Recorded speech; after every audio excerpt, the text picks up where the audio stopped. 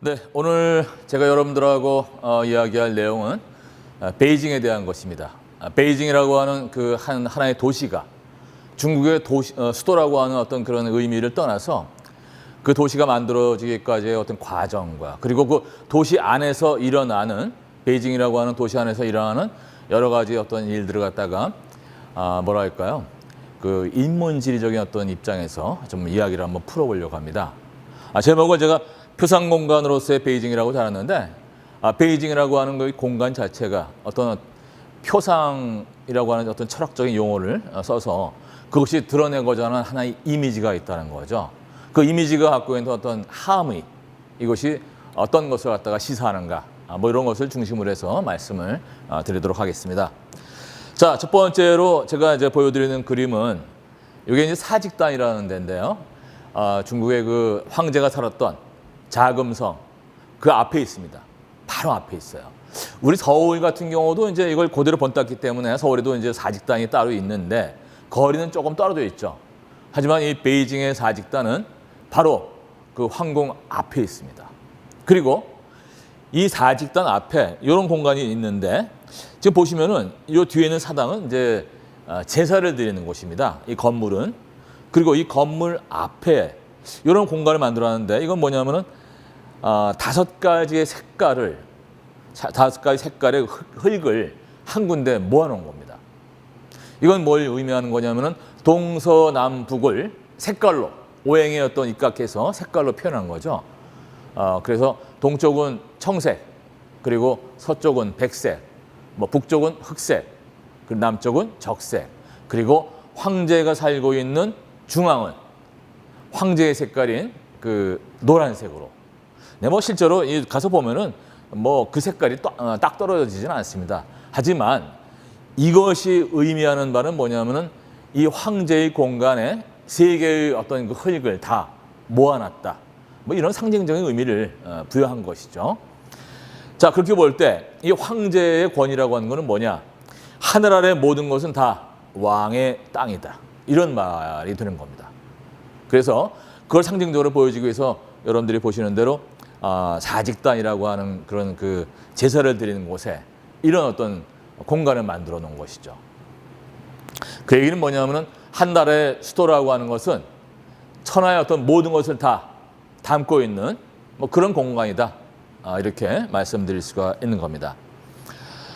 자, 또 하나 우리가 또 이제 눈여겨봐야 될 어떤 그 내용은 뭐냐면은 그 화의관념이라고 하는 겁니다. 화의는 뭐냐면은 우리가 이제 다른 말로 말하면 중화사상이라고 흔히 이야기를 하는 건데요.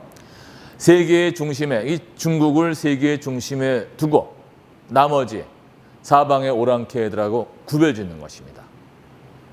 자, 여기서 이제 구별짓는다고 그랬는데 유표성이라고 하는 이 언어학에서 이제 흔히 많이 이야기하는 그런 이론이 있는데 이건 뭐냐면 소수파를 다수파하고 구분을 해서 그 소수파에 딱지를 붙이는 것을 우리가 유표성 이론이다 이렇게 이야기를 합니다.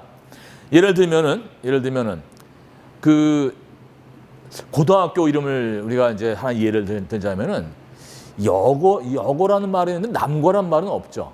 그건 왜 그러냐면은 애당초 학교라는 것을 처음 만들었을 때 학교를 다닐 수 있는 사람은 남성들이었어요. 남성들을 위한 학교를 만들었기 때문에 따로 구분할 필요가 없었습니다. 나중에 여자들이 학교를 가게 됐을 때 그 여자들이 다니는 학교에다가는 여자고등학교라고 하는 여자라는 말을 딱지를 붙인 거죠. 그런 식으로 해서 소수파에 어떤 걸 딱지를 붙이는 건데 그런 걸 이제 우리가 이제 유표성 이론이라고 하는데 마찬가지로 세계 중심에 살고 있는 중국 사람들에게는 뭐 그런 딱지를 붙이지 않습니다. 문명권에 있는 사람들이에요. 그 밖에 사는 사람들에게 오랑캐라고 하는 딱지를 붙인 거죠. 그게 바로 중화사상이라고 하는 겁니다. 중국 사람들은 중화사상이라는 말보다는 화의사상이라는 말을 더 선호하는 뭐 그런 게 있는데 아무튼 이건 뭐냐면은 세계의 모든 것을 갖다가 하나의 하늘 아래 우리가 흔히 말하는 천하라고 하는 그래서 이 중국말의 천하라고 하는 것은 우리가 흔히 쓰는 일상적인 용어를 빌어서 이야기하자면 세계라는 말과 같습니다. 우리가 세계라고 하는 그런 용어를 쓰듯이 중국 사람들은 자연스럽게 천하라는 말을 쓰는 거죠. 이 하늘안의 모든 것은 다 뭐냐? 황제의 땅이라는 거예요. 그리고 그것을 벗어난 다른 세계에 사는 사람들은 오랑캐라고 하는 딱지를 붙인 그런 존재다. 이게 바로 이제 화이사상이라고 하는 거죠. 자, 그렇다면 이 베이징이라고 하는 이 중국의 수도는 뭐냐? 바로 하늘 아래에 있는 유일한 수도라는 그런 의미를 담고 있습니다. 그래서 천하지도라는 말로 이런 한자 표현을 이제 쓰고 있는데, 자, 이 중국이라고 하는 어떤 그 나라의 어떤 현대사를 놓고 보면은 여러분들이 알고 있는 대로 굉장히 어떤 뭐랄까요? 자랑스럽지 못한 역사였습니다. 사실은 중국의 근대라고 하는 것은 서구 열강에 의해서 갈갈이 찢겨지고 그리고 침탈을 당했던 그런 역사가 100년 이상 이어져 왔던 거죠. 그러다가 20세기 후반부터 서서히 국세가 이제 회복이 되면서 지금은 세계 최강대국이라고 하는 미국과 맞설 수 있는 유일한 존재가 되어버렸죠. 그랬을 때 이 중국 사람들은 다시 한번 세계의 수도를 꿈꾸고 있는 것은 아닌가, 이런 생각도 해볼 수가 있는 것입니다. 자, 우리가 이야기하려고 하는 이 베이징이라고 하는 도시를 역사적으로 볼 때 약 한 800년 정도의 역사를 갖고 있다라고 이야기를 하는데, 실제로 이 정식 수도였던 것은 원나라 때부터입니다. 그런데 그 이전에 이 원나라가 세워지기 전에 금나라하고 요나라의 수도 역시 베이징이었던 거죠.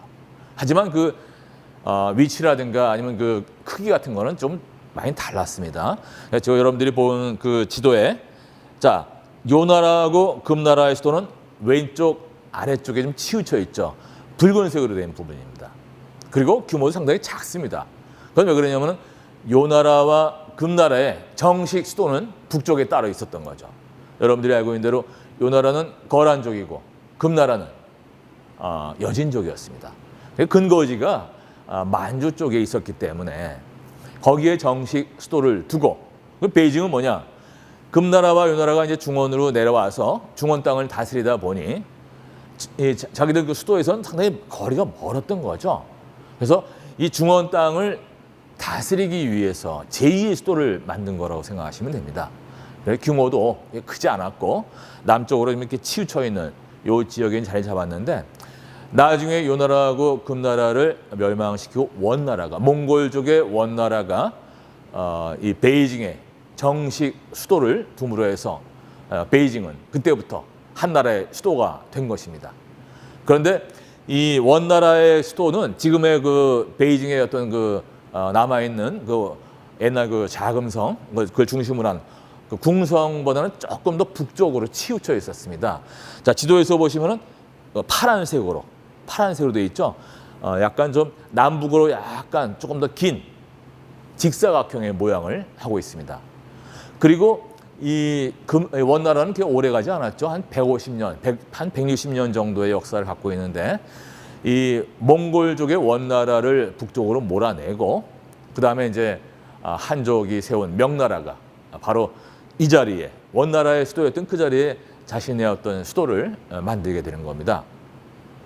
그 위치는 원나라의 수도보다는 약간 남쪽으로 내려와서 지금 검은색 선으로 된 그 부분이죠. 이게 이제 지금도 그대로 남아 있습니다. 그리고 청나라는 이 명나라의 수도를 그대로 받아서 했기 때문에 변화가 없습니다. 그래서 이걸 명청시대 수도라고 해야겠죠. 명나라뿐만이 아니고 청나라의 수도도 지금 우리가 알고 있는 그런 모양으로 좀 남아 있는데, 그 이 명나라, 청나라 때 어떤 성곽의 모양은 지금은 남아 있지는 않습니다. 하지만 그 성곽의 흔적이 남아 있어요. 요건 이제 현대 베이징의 지도를 여러분들에게 보여드리고 있는 건데, 베이징은 가장 중심부에 자금성을 두고, 그리고 외곽으로 이렇게 확산되는 어떤 그런 모양을 갖고 있습니다. 그리고 보시는 대로 이 원은 아니지만 이 사각형으로 이렇게 네모난 공간들이 좀 길이죠. 길이 이렇게 둘러져 있죠. 이런 식으로 확장이 된 겁니다. 근데 가운데 보시게 되면은 이렇게 약간 좀 가장 가운데 네모난 것이 있고 밑에 또 옆으로 긴 직사각형이 남아 있죠. 이게 바로 명나라 청나라 때 성벽 자리입니다. 지금은 성벽은 다 철거되고 도로가 돼서 도로로만 남아 있는데 아무튼 이 부분이 옛날 그 궁성터다 하는 것을 우리가 그 흔적으로 알 수가 있는 것입니다. 자, 이 베이징이라고 하는 것은 계획도시입니다. 자연스러운 어떤 그 취락 형태로 발전한 것이 아니고 처음부터 한 나라의 수도로서 어떤 그런 계획을 갖고 어떤 기획을 갖고 만들어진 또는 건설된 그런 도시라는 거죠. 그리고 그냥 그런 그 기획 가운데 하나가 뭐냐면은 예전에 육아의 경전 가운데 하나인 주례라고 하는 책의 근거에서 만든 겁니다. 이 주례 동관고공기라고 하는 것이 이제 중국의 어떤 역대 왕조의 수도를 건설할 때 하나의 지침이 되는 그런 내용인데요. 그 내용은 뭐냐면은 왕의 도성이라고 하는 것은 사방 길이가 9리 그리고 각 변에 3개씩의 문 모두 해서 12개가 되겠죠. 3, 4, 12. 그리고 성 안에는 동서방향과 남북방향의 간선도로가 만들어지고 그리고 중앙에 왕궁이 있고 그리고 왕궁의 동쪽에는 종묘, 서쪽에는 사직을 둔다. 그리고 전방에 정부를 두고 후방에는 시장을 배치하고 시장과 조정의 크기는 일무, 곧 사방 100보의 넓이를 한다는 그런 하나의 지침이 있습니다. 이것을 말로써 우리가 좀 구분하자면은 그 도시의 구성은 궁성을 중심으로 해서 관청과 시장, 종묘, 사직을 배치하고 그리고 이 중심 시설 주변으로 일반 시민들이 거주하는 그런 주거 지역이 배열되고 도시 전체를 성벽으로 둘러싸는 겁니다. 그래서 이렇게 만들어진 도시의 모습은 회자형, 네모난 어떤 그런 형태를 갖고 있다는 얘기인데요. 이것이 중국 도시 계획의 어떤 그 기본 패턴이 되고 이렇게 되겠죠. 요게 이런 원리에 입각해서 이 베이징 역시 건설이 됐다는 겁니다. 그래서 자, 요 그림을 보시면은 남북으로 이게 사방 격자문이라고 그러죠. 격자무늬식으로 해서 이제 공간을 분할했는데 가운데 그 2번, 3번이 이제 아마도 그 황제가 살고 있는 그런 공간일 것입니다. 그리고 1번은 지금의 어떤 그 베이징을 기준으로 해서 볼 때는 종루하고 고루가 있는 곳이에요. 제가 좀 이따 다시 한번 더 설명을 해드리겠지만은 그래서 이 남북으로 이 가운데를 가로지르는 선이 있어요. 그걸 우리가 종축선이라고 합니다. 그래서 이 네모난 공간의 어떤 특징이라고 하는 건 뭐냐? 종축선을 가운데 중심에 두고 좌우가 대칭의 어떤 형태를 띠고 있다는 거죠. 그래서 이 베이징의 종축선은 가장 가운데에 있는 고궁, 중국말은 구궁이라고 합니다. 그걸 중심으로 해서 북쪽으로는 징산이라고 하는 야트막한 산이 하나 있는데 이게 인공의 산입니다. 그 산을 거쳐가고 띠안먼과 구로 그리고 쭉로, 고루 종루라고 하죠. 거길 거쳐서 일직선으로 쭉 나 있습니다. 그리고 그 길, 이게 북쪽으로 쭉 난 길의 맨 끝에는 뭐가 있느냐? 북곡성에 해당하는 그 북신교, 베이천치아오라고 하는 그런 다리가 있어요. 한마디로 말해서 이 다리가 중요한 건 의미하는 건 뭐냐면은 어떤 사람들이 동행하기 위한 그런 어떤 의미도 있지만 그 이름을 굳이 북신, 북곡성이라고 붙이는 건 뭐냐면은 북곡성이야말로 어떤 그 움직이지 않는 하나의 표지라고 하는 그런 의미를 갖고 있는 겁니다. 그리고 그 고궁을 중심으로 해서 남쪽으로는 우리가 흔히 말하는 베이징에서 가장 유명한 공간이겠죠. 천안문 광장. 중국말은 티에난먼이라고 하는데 천안문 광장을 거쳐갖고 우리에게는 그 치엔먼이라고 하는 이름으로 우리라고 하면 베이징 사람들에게 우리가 숭례문이라고 하는 그 정식 명칭이 있지만 남대문이라고 하는 그런 이름으로 이제 부르듯이 여기도 마찬가지로 이 정양먼이라고 하는 정식 명칭이 있지만 이 베이징 사람들은 정양먼이라는 그 명칭보다는 앞문 앞에 있는 문이다 해서 치엔먼이라는 말을 더 많이 씁니다. 아무튼 이 치엔먼을 거쳐서 치엔먼 따제가 있고 그다음에 맨 끝에 맨 가장 남쪽에 용띵먼이라고 하는 문까지 쭉 해서 그 종축선이 있습니다. 이렇게 되는 거죠. 요걸 이제 지도로 우리가 이야기하자면은 가운데 있는 게 황성입니다. 황성을 해서 남북으로 이렇게 간선도로처럼 중축선이 나 있는 것을 확인할 수가 있겠죠. 자, 요거를 지금 현재 시각에서 한번 보겠습니다. 가장 가운데에 있는 이 천안문 광장에 있는 그 천안문에 올라가서 본 거예요. 천안문에서 볼 때, 천안문의 북쪽을 바라보게 되면 쭉 여러분들이 보시는 대로 어떻습니까? 북쪽으로 이게 저 끝에 보이는 게 고루예요. 고루까지 큰 도로가 나 있죠. 실제로 지금 이게 이 베이징의 현재 도로의 모습입니다. 제가 사진을 찍어 온 건데 이런 식으로 이제 길이 나 있어요, 실제로. 그리고 이 맞은편에 보이는 게 고루라고 하는데 고루는 북이 있는 공간입니다. 그리고 이 고루 뒤에 보이지는 않지만 종루가 있어요. 고루와 종루의 역할은 뭐냐? 말 그대로 북과 종을 쳐서 시간을 알려주는 거죠. 시간을 알리는 그런 역할을 하는데 예전에는 시계가 일반 사람들에게 시계가 없었죠. 시간을 알 수가 없었기 때문에 나라에서 이런 식으로 해서 북을 쳐서 또는 종을 쳐서 성문을 닫는다든가 뭐 이런 역할을 했던 것입니다. 그리고 자, 남쪽으로 한번 볼까요? 남쪽을 이 천안문에 올라가서 남쪽을 바라보는 겁니다. 천안문 광장이 보이죠. 그리고 하나의 그 탑처럼 보이는 게 있는데 인민영웅 탑이라고 하는 겁니다. 그리고 그 뒤에는 마오쩌둥의 시신을 모시고 있는 마오쩌둥 기념관이 또 있어요. 그리고 그 마오쩌둥 기념당 바로 뒤에 치엔먼이 있습니다. 이런 식으로 해서 남북으로 이렇게 분명하게 종축성이 나 있는 거를 이제 우리가 알 수 있는 거죠. 자, 제가 서두에 뭐라고 했습니까? 우리가 처음 본 그림이 뭐였나요? 사직단이었습니다. 사직단이 의미하는 바는 뭐냐?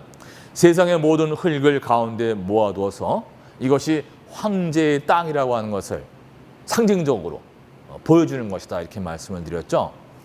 마찬가지로 이 베이징이라고 하는 이 계획 도시를 만들었을 때 그 당시 사람들이 생각했던 건 뭐냐? 이 베이징은 천하의 어떤 중심 도시이기 때문에 세상의 모든 것을 다 여기다가 담아내려고 했던 겁니다.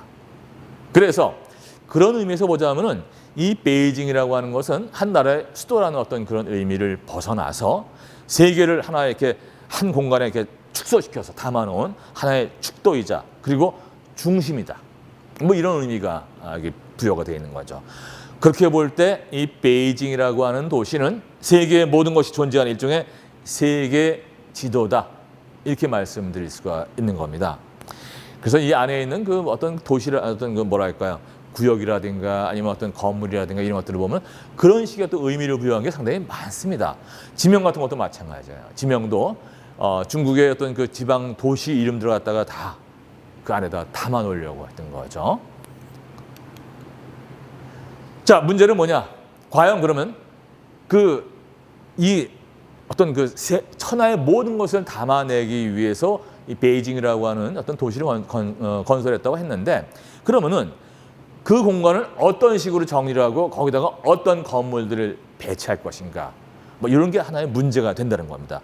다른 말로 말하면은 어떻게 한 사회가 자기 공간을 정리하고 거기에 힘의 관계를 써넣는가, 이거를 가장 잘 보여주는 게 바로 이 천안문 광장입니다. 천안문 광장이라고 하는 것이 처음부터 그런 넓은 광장이 있었던 건 아니었겠죠. 그건 현대 중국이 들어서면서 만들어진 공간입니다. 그래서 이런 어떤 이야기하고 연관을 해서 이 천안문 광장이 만들어지는 과정, 그리고 천안문 광장이 배치되는 과정을 한번 살펴봄으로 해서 방금 제가 말씀드렸던 어떤 그런 힘의 권력 관계가 어떤 식으로 이렇게 공간에 구현이 되는지, 이런 것을 우리가 알 수가 있는 것이죠. 자, 이 천안문 광장이라고 하는 건 뭐냐? 이 천안문 있는 그 공간이 베이징의 어떤 가장 중심부입니다. 그래서 베이징의 배꼽에 해당된다고 이야기를 하는 거죠. 자, 그렇게 볼 때, 자, 방금 이야기한 대로 한 나라의 수도로서 강력한 국가 권력이 현실 속에 구현된 일종의 정치적 진술이라고 하는 측면에서 이 천안문 광장이 만들어지는 과정을 한번 살펴볼까 합니다. 자, 1949년 10월 1일에 마오쩌둥이 바로 이 천안문 광장에 사람들을 모아놓고 사회주의 중국의 건국을 선포합니다. 이런 식으로 해서 이게 바로 천안문 바로 위에서 지금 거행하고 있는 거예요. 1949년 10월 1일 중국에서는 건국절이라고 하죠. 뭐 건국절이라는 명칭도 쓰고 그냥 국경절이라고도 합니다. 이날이 이제 어떻게 보면 중국에서 가장 큰 기념일이라고 볼 수 있는 겁니다.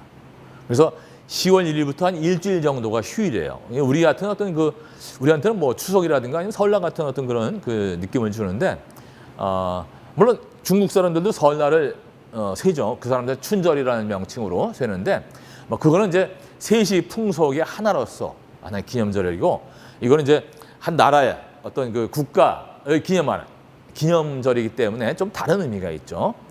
아무튼 이런 식으로 이제 천안문 광장에서 이런 국가 선포를 했다는 것 자체가 굉장히 어떤 그 큰 의미를 갖고 있다 이렇게 볼 수가 있는 것이고요.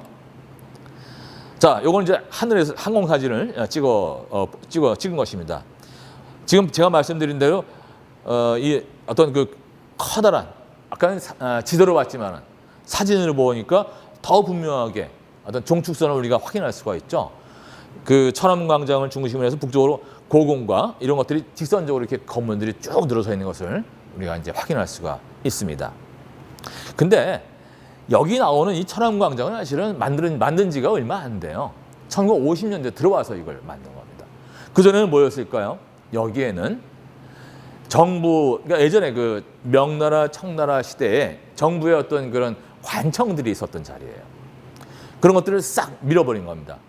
우리도 마찬가지죠. 경복궁 앞에, 이 서울의 경복궁 앞에 지금은 세종문화회관이라든가 뭐 이런 광화문광장이라고 하는 광장이 만들어져 있는데 실제는 거기가 육적 건물들이 있었던 자리였던 거예요.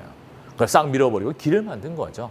일제시대에 나라를 뺏기고 일제가 이제 자기들 나름대로 어떤 도시 계획을 하면서 그걸 싹 없애버린 건데 중국도 마찬가지예요. 중국도 사회주의 중국이 들어서면서 그런 건물들 또는 문이라든가 이런 것들을 갖다가 싹 밀어버리고 이런 광장을 만든 겁니다. 그랬을 때 거기에 이제 광장을 만들면서 하나씩 그런 기념비적인 건물들을 만드는데 가장 그 의미가 있는 건 뭐냐? 바로 이 인민혁명 기념비라고 하는 거예요. 일단 뭐 사진부터 보시겠습니다. 아까 그 광장에도 크게 이 기념비가 보였었는데 이 기념비만 이제 찍어놓고 보면 이런 그림이 되죠. 이걸 뭐라고 그러죠? 우리가 오벨리스크라는 말을 또 씁니다. 이런 탑을 갖다가 오벨리스크라고 하는데, 자, 이 천안문 광장, 이天安문 광장의 중앙에다가 인민혁명 기념비를 세웠다는 건 뭐냐? 말이 그 인민이라는 말에 어떤 핵심이 있는 겁니다. 그건 뭐냐? 권력이 바뀌었다는 거예요. 예전에 봉건 시대에는 황제가 이제 어떤 그런 모든 권력을 쥐고 흔들었다고 한다면 지금은 천하의 주인은 황제에서 인민으로 넘어갔다 하는 어떤 그런 의미를 담기 위해서 이런 어떤 탑을 만들었다는 겁니다. 자, 이거는 이제 뭐 미국의 학자가 한 얘기인데 공식적인 공공장소가 거대하고 기념비적일수록 시민들의 사적 환경은 점점 더 왜소해지고 시민들은 공식적인 환경에 점점 더 주눅들게 되는 경향이 있다. 집권 정부와 조직은 바로 이런 공식적인 공공장소 안에서 그리고 이런 것들을 이용해서 그 지위나 권위를 공공연하게 드러낸다. 이게 무슨 얘기일까요? 이런 그 어마어마한 규모의 그 탑을 세움으로 해서 인민이라고 하는 어떤 그 집단의 권력을 부여하기 위한 뭐 어떤 그런 의미를 담았다는 것입니다. 그래서 방금 이야기한 대로 이제 황제는 더 이상 어떤 그런 큰 권력을 갖지 않고 인민이 예전에 황제가 누렸던 그런 권력을 행사하게 됐다 하는 것을 갖다가 상징적으로 보여주기 위해서 이런 건축물을 갖다가 천안문 광장의 가장 가운데다 만들었다는 거죠. 그리고 그 뒤에다가 이런 마오쩌둥 기념당을 만들었습니다. 이 건물은 이 어마어마하게 큰 건물인데 이 건물의 유일한 용도는 뭐냐? 마오쩌둥의 시신을 갖다 영구 보존 처리한, 방부 처리한 시신을 보관하기 위한 용도예요. 단지 그거 하나만을 위해서 이 건물을 세운 겁니다. 그리고 많은 사람들이 그 시신을 관람하기 위해서 요즘 같은 이런 8월, 7월, 8월 달에 그 베이징도 굉장히 덥습니다. 근데 이걸 구경하려고 2시간 이상 줄을 서요. 한국 사람들은 엄두가 안 나서 잘 들어가지 않습니다. 왜냐하면 너무 덥기 때문에 아무것도 없거든요. 떼약볕 서서 그냥 이걸 기다려야 되는 뭐 그런 상황이기 때문에 한국 사람들은 거의 안 보여요. 중국 사람들은 이걸 그 시간을 감내하고 그걸 구경을 합니다. 자, 또 이런 것도 있죠.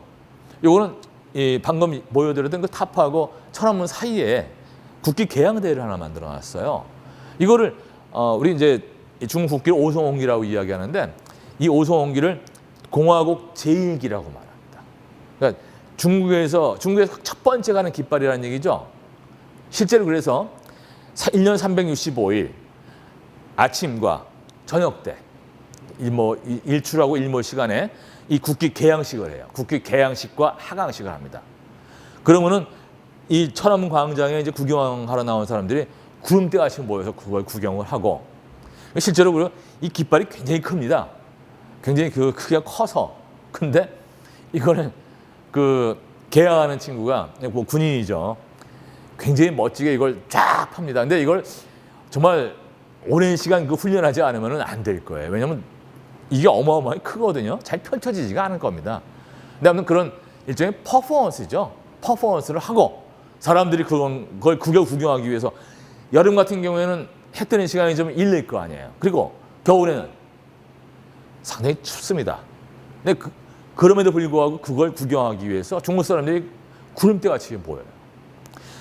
자, 그걸 2분 7초간 그 개양식을 한다고 하는데 그런 퍼포먼스를 하는 이유가 뭘까요?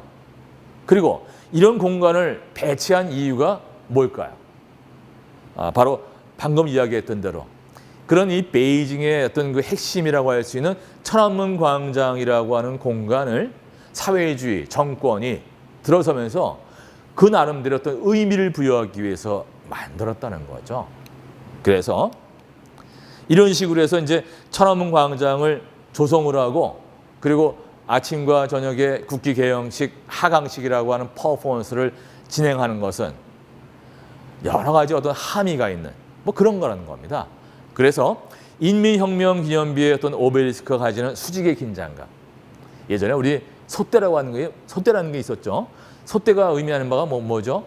하늘과의 어떤 소통을 의미한다고 이야기합니다. 그래서 이 오벨리스크라고 하는 것이 그 인민혁명기념비라고 하는 이 오벨리스크가 갖고 있는 어떤 의미는 뭐냐? 이 하늘과의 소통 이런 걸 떠나서 어떤 권위예요, 권위. 인민, 이 사회주의 중국의 주인이라고 할 수 있는 인민들의 권위. 그리고 천안문 광장은 사실은 하나의 섬이라고 할 수 있어요. 그 사방을 도로가 둘러싸여 있습니다. 그래서 고립이 돼 있어요. 이런 고립을 왜 그 공간을 고립을 시켰을까?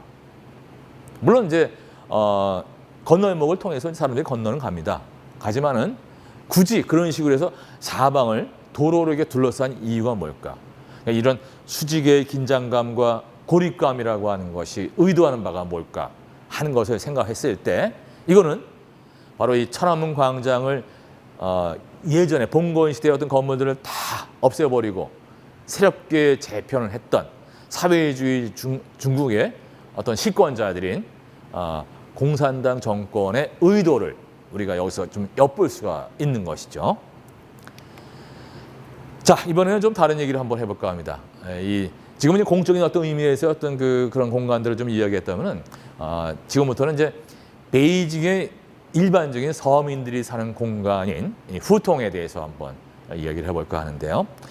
자, 이 도시라고 하는 거는 수많은 이미지와 의미들의 총합이다라고 우리가 흔히 이야기를 하고 있습니다. 자, 그런 의미에서 볼 때 수많은 사람들이 살고 있는 도시는 단순한 지리적 좌표로만 설명할 수 없는 그 무엇인가가 있다는 거죠. 그래서 우리 흔히 말하는 북위 39도 55분, 동경 116도 45분이라고 하는 공간적 좌표. 이거는 아주 무미건조한 그런 표현인 거죠. 그 이상의 의미가 사실은 그 공간에는 담겨져 있다는 겁니다. 달리 말하면은 베이징이라고 하는 건 뭐냐? 그곳에 살고 있는 사람들의 역사, 그리고 그 사람들이 살면서 엮어내는 수많은 어떤 이야기들의 총합이다. 그런 것이 다 모여서 베이징이라고 하는 어떤 공간을 만들어낸다는 거죠. 그리고 거기서는 아침에 일어나서 밥 먹고 차를 마시고 서로 싸우다가도 험담하고 또 웃고 떠돌다가 뭐 또 사랑하는 남녀가 갑작스러운 어떤 이별에 눈물을 짓기도 하고 또 한 맺힌 저주를 퍼붓다가 또 순식간 돌변해서 악어의 눈물도 흘리고 이런 식으로 해서 이 세상 사람이 사랑하던 모든 이야기들이 그 공간에 좀 담겨 있다는 거예요. 그런 의미에서 볼 때 이 도시라고 하는 건 뭐냐? 하나의 텍스트다. 그런 이야기들이 쓰여져 있는 텍스트라고 볼 수가 있다는 거죠. 그래서 처음에 그 공간에 들어오게 되면은 거기서 태어났든 아니면 외지에서 처음 들어왔던 그런 사람에게 그 공간은 흔히 말하는 타블라라사 아무것도 적혀져 있는 백지입니다. 백지. 하지만 그 공간에서 1년, 2년, 3년, 뭐 10년, 20년 살면서 그 사람의 삶의 이야기가 그 공간에 써지게 되는 겁니다. 그래서 그건 뭐 이 베이징만 그런 건 아니죠. 그 사람이 어디에 살든 그 공간에서 살면서 그 공간을 자기의 이야기로 채워 나가는 겁니다. 사실은. 자, 그래서 그렇게 볼 때 도시라고 하는 건 뭐냐? 수많은 사람들이 쏟아내는 그 이야기들에 담겨 있는 의미와 그것에 대한 해석이라는 겁니다. 그것이 이렇게 착종된 그런 공간이라는 거죠. 그리고 그런 어떤 의미와 해석들은 시시각각 그 외연과 내포를 확장하게 되는 겁니다. 그렇게 볼 때 이런 어떤 의미들로 가득 찬 도시 경관이야말로 방금 제가 말씀드렸던 대로 하나의 텍스트가 아닌가 이렇게 말씀을 드릴 수가 있다는 거죠. 자, 또 하나의 어떤 그 개념은 뭐냐면은 장소와 공간이라고 하는 그런 개념으로 우리가 또 도시를 갖다가 바라볼 수가 있는데요. 자, 이 도시라고 하는 건 뭐냐? 재개발이나 이런 걸 통해서 끊임없이 공간의 재배치가 이루어지는 거죠.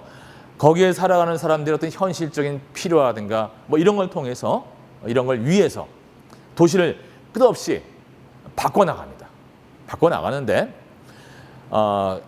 그런 의미에서 볼 때 어느 도시든 처음 만들어졌을 그 당시의 모습을 100년, 200년, 1000년 그렇게 유지하는 그런 데는 하나도 없다는 거예요. 시간의 흐름에 따라서 그리고 그곳에 살고 있는 사람들의 어떤 다양한 필요에 의해서 지속적으로 변화를 하고 있는데 바로 그런 도시의 양면성을 장소와 공간이라고 하는 개념으로 한번 설명을 해볼까 합니다.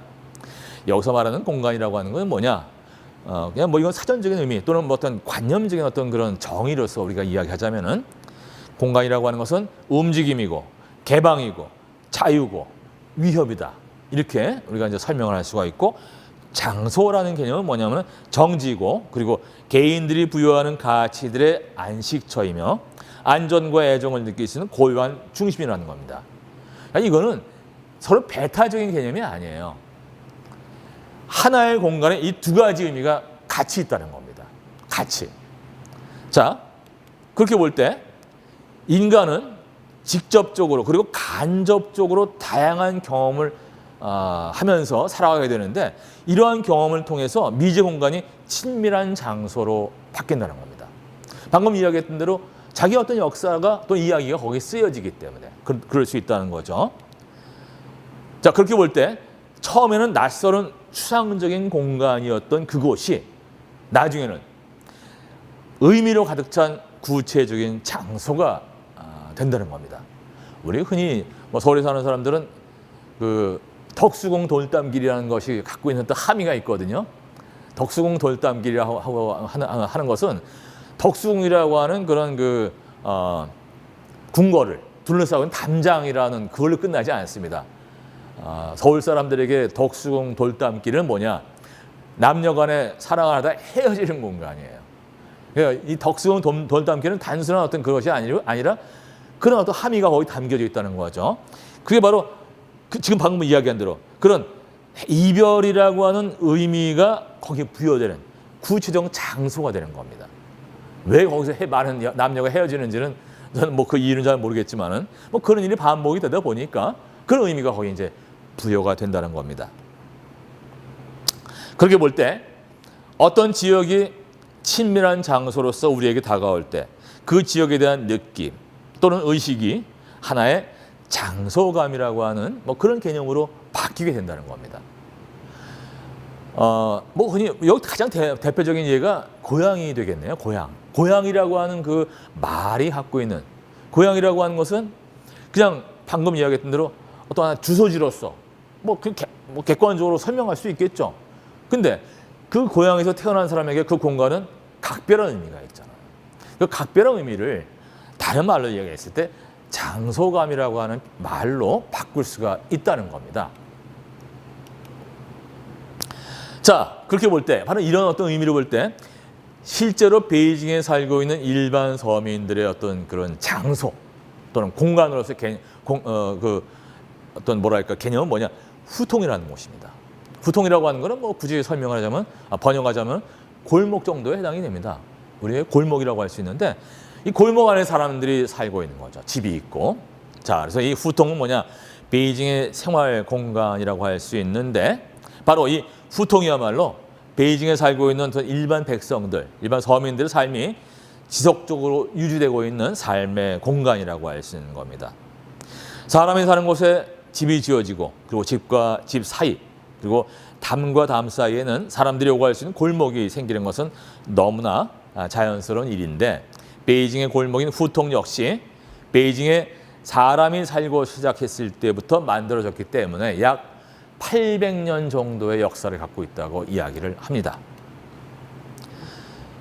방금 이야기한 대로 이 800년이라고 하는 어떤 그 근거는 뭐냐? 요나라고 금나라 때부터 이 후통이 만들어졌을 거기 때문에 바로 그때까지 역사가 거슬러 올라간다는 거죠. 하지만 요나라하고 금나라의 어떤 그 흔적은 지금은 확인할 길이 없습니다. 완전히 지금 사라져 버렸죠. 그래서 지금 이 베이징의 뒷골목이 현재와 같은 모습을 띠게 된 것은 대개 아마 원나라 이후부터다 이렇게 이야기를 할 수가 있습니다. 자, 그래서 이 후통이라고 하는 것은 한마디로 말하면은 베이징 시민들이 살아가는 삶의 공간일 뿐만 아니라 베이징의 오랜 시간의 흔적을 안고 있는 역사 그 자체라고 할 수 있는 거죠. 그래서 어떻게 보면 문화적인 가치가 굉장히 높은 뭐 그런 곳이라고 우리가 이야기할 수 있는 겁니다. 이런 것입니다. 이게 바로 후통이에요. 그냥 흔히 말하는 사람 사는 뒷골목이죠. 그리고 상당히 퇴락했습니다. 실제로 역사가 오래됐기 때문에 화려하거나 그런 거와는 거리가 멀어요. 여러분들이 보시는 이런 데로 뭐 후통이라고 뭐 대단한 것 같았는데 별게 아니구나. 뭐 이런 식으로 해서 길거리 이발사도 있고 그리고 뭐 이런 서민이 살고 있는 자 이런 식으로 굉장히 오래되고 퇴락했기 때문에 나오는 문제가 뭐냐? 재개발의 문제입니다. 역사가 오래됐기 때문에 이게 문화유산으로서의 가치는 있을지언정 여기 살고 있는 사람들은 굉장히 불편하겠죠? 실제로 불편합니다. 뭐 화장실 문제라든가 이런 어떤 생활 환경 자체가 굉장히 낙후되어 있기 때문에 그런 문제가 동시에 여기에 존재하고 있어요. 그러다 보니까 한 20년, 30년 정도 됐네요. 최근에 들어서 이 후통을 재개발해야 한다는 그런 이야기들이 많이 나오고 있어요. 자, 이 재개발이라고 하는 것을 갖다가 방금 제가 설명드렸던 공간과 장소라고 하는 개념으로 다시 한번 좀 풀이하자면은 공간이라고 하는 건 뭐냐? 단순히 어떤 특정한 지리적 좌표상에 존재하는 땅덩어리 그걸 지칭하는 게 아니고 그것이 거기에다가 무슨 아파트를 짓는다. 그렇게 되면 어떻게 되죠? 이 인간의 실천이라고 하는 게 바로 그렇게 이야기해요. 거기에 아파트를 짓는다고 하는 그 행위를 통해서 유형의 가치로 전환이 될 수가 있는 거죠. 한마디로 돈이 되는 거예요. 그런데 그 공간은 또 어떤 공간이냐? 800년 이상 사람들이 살아오면서 방금 설명한 대로 많은 이야기를 써 내려간 하나의 텍스트로서의 어떤 의미도 있다는 겁니다. 문화적 가치라고 할 수 있는 거죠. 그거를 공간 가치, 교환 가치와 사용 가치라고 하는 개념으로 이제 나눈다고 한다면 공간은 교환 가치고 장소라고 하는 것은 사용 가치입니다. 거기 살고 있는 사람들이 직접 누리는 거죠. 그래서 그 장소라고 하는 건 뭐냐? 생물학적인 필요, 식량이라든가 물이라든가 휴식, 번식 뭐 이런 것이 충족되는 하나의 가치의 중심지로서의 의미를 갖고 있다는 겁니다. 이 두 개가 사실은데 서로가 조화를 이룰 수가 없는 개념이죠, 이거는. 아파트를 짓기 위해서는 거기에 살고 있는 거기에 있는 건물들을 이 후통에 있는 옛날 건물들 다 없애버려야 됩니다. 그러면은 무슨 얘기가 나오죠? 옛날부터 이어져 오는 전통이 사라진다는 얘기가 나옵니다. 문화적 가치가 사라진다는 이야기가 나와요. 그 두 개를 동시에 실현할 수 있는 방법은 없습니다. 그래서 그거에 대한 논란들이 그 베이징에는 이 후통의 재개발을 두고 굉장히 많이 그런 논란들이 있어 왔는데, 근데 이제는 어떤 하나의 대세가 되어버린 것 같아요. 왜냐하면은 도시 재개발이라고 하는 것이 그냥 단순히 어떤 그 아파트를 짓는 사람들의 그런 이해관계보다도 경관 문제도 있습니다. 굉장히 낙후되어 있기 때문에 도심 한가운데거든요, 여기가. 도심 한가운데가 아까 여러분들이 보시는 대로 사진을 좀 더 보여드릴게요. 이런 건물들이 보기가 싫잖아요. 이런 식으로 낡은 건물들이 이렇게 있게 되는 거야, 자체가. 그럼 여기다가 이제 이런 것들을 다 철거하고 재개발을 해야 되는데 남는 건 뭘까요? 이해타산만 남는 거예요. 이건 어디 가나 마찬가지입니다. 우리나라도 마찬가지고 중국도 마찬가지고. 그럼 재개발하게 된다면 또 거기 원주민이라고 우리가 흔히 이야기하죠. 원주민들 또 이해관계가 걸리는 겁니다. 그럼 거기 살던 사람들은 한 푼이라도 보상을 더 받아야 된다. 그걸 두고 또 뭐 시위를 하고, 물론 중국은 시위를 못합니다. 워낙 이 공산당 정권이 그런 것을 강력하게 막기 때문에 우리처럼 뭐 이렇게 그런 거는 못해요. 못하지만은 그 불만들은 표할 수가 있는 거죠. 결국은 그런 이해타산만이 남아서 삶의 터전으로 살아왔던 장소의 사용 가치가 개발을 통해서 실현될 공간의 교환 가치에 밀려나게 되는 겁니다. 결국은 자본의 논리로 갈 수밖에 없다. 뭐 이런 결론이 나오게 되는 거죠. 자, 이런 어떤 이게 뭐랄까, 베이징의 재개발이라고 하는 것이 이것이 그냥 어떤 아파트 개발하고 이런 어떤 그 정도의 의미만 갖고 있는 건 아니고 거기다 하나의 논리가 있어요. 논리가 있습니다. 이건 또 어떤 그 측면에서 볼 수가 있냐면 정치적인 의미에서 또 접근할 수가 있는데 이게 우리하고 좀 다른 거예요. 우리는 철저히 처음부터 이제 어떤 경제 논리라든가 이런 거에 의해서 이제 이런 재개발이 이루어지고 이제 진행이 되어 왔는데, 중국은 사회주의라고 하던 하나의 어떤 정체가 있기 때문에 이 사회주의 중국 어떤 고유의 어떤 그런 개발 논리가 따로 있습니다. 그거를 이 한국 유학생들이 많이 밀집해 살고 있는 이 우다코우라고 하는 곳을 갖다 하나 예를 들어서 제가 설명을 한번 해보려고 그러는데, 자, 여기서 전제는 뭐냐? 공간이라고 하는 것은 하나의 유기체처럼 스스로의 어떤 그 존재 가치를 재창출하는 것이다. 재창출하는 것이다. 공간이라고 하는 건 뭐라고 그랬죠? 가치라고 그랬죠. 교환 가치입니다. 그것이 돈이 될 수가 있는 거예요. 그런데 그 이전에 사회주의 중국에서는 가장 기본적인 동력이 되는 게 뭐냐? 처음에는 국가 권력이었어요. 이 공산당 정권의 힘이 강하게 작용했습니다. 그러다가 개혁 개방이 되면서 어떻게 변하죠? 시장 경제를 갖다가 표방하게 됩니다. 중국 사람들이 말하는 중국 특색의 사회주의로 넘어가는 거죠. 그렇게 됨으로써 이 재개발도 좀 성격이 변화하게 됩니다. 그거를 바로 이 우다오코우라고 하는 곳을 하나의 예로 들어서 제가 설명을 하려고 하는데요. 자, 이 우다오코우라고 하는 것은 하나의 구역입니다. 거기는 베이징 대학이 있고, 뭐 칭화 대학이 있고, 그다음에 하여튼 수많은 대학들이 있어요. 굉장히 많은 대학들이 밀집해 있습니다. 그러다 보니까 어떻게 보면 이제 그 지역 자체가 하나의 그 교육 중심지처럼 돼 있는데, 거기를 한 두어 차례 정도 개발을 합니다. 개발을 하는 과정을 가만히 보면은 첫 번째는 그 중심지의 어떤 이동을 제가 이제 유심히 이제 본 건데요. 처음에는 그 어학문화대학이라는 그 자그마한 대학이 있습니다.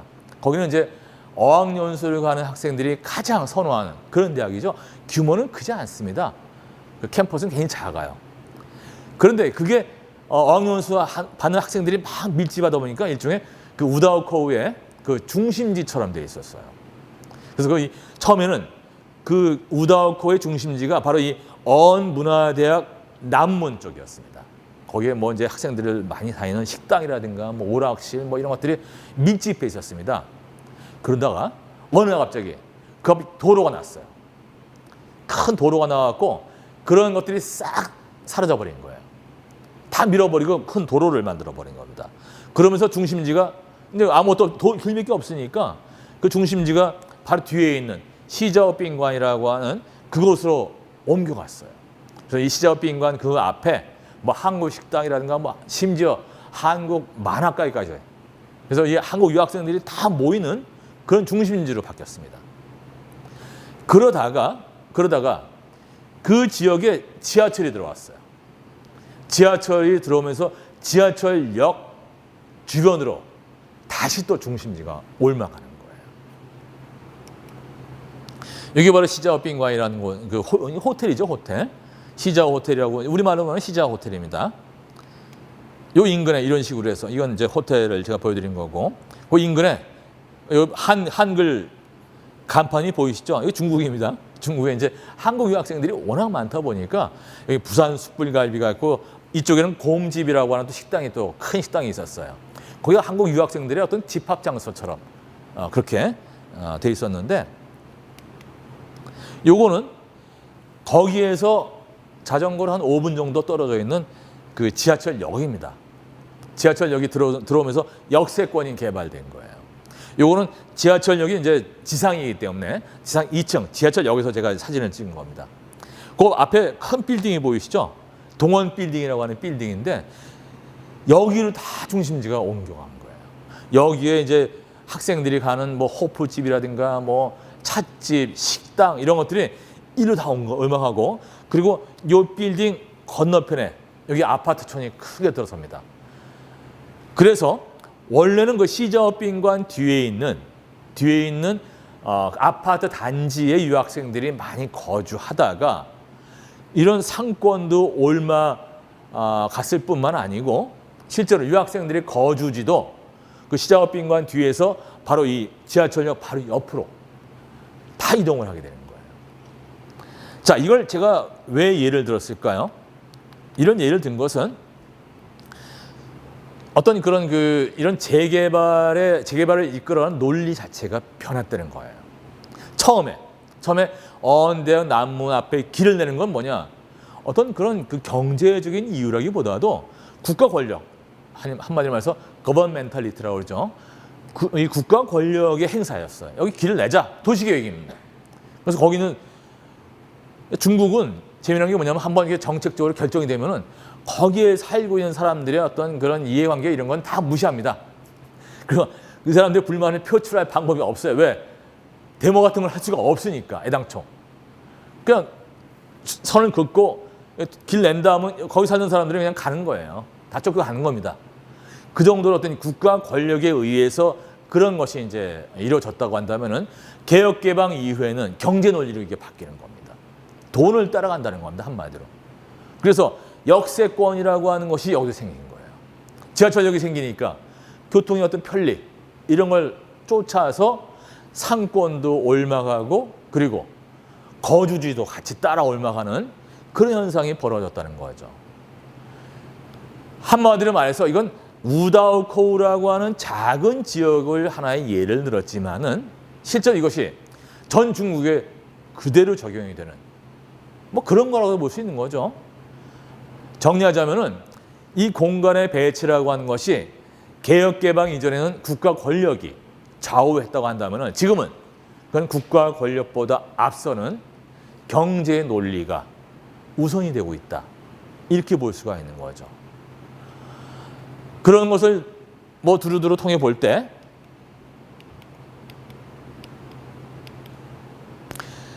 근대화라고 하는 그런 그 이름하에 모든 대도시들이 걸어왔던 그런 과정들이, 그런 여러 과정들이 베이징 역시 그대로 따라가고 있구나 하는 것을 우리가 알 수가 있는 겁니다.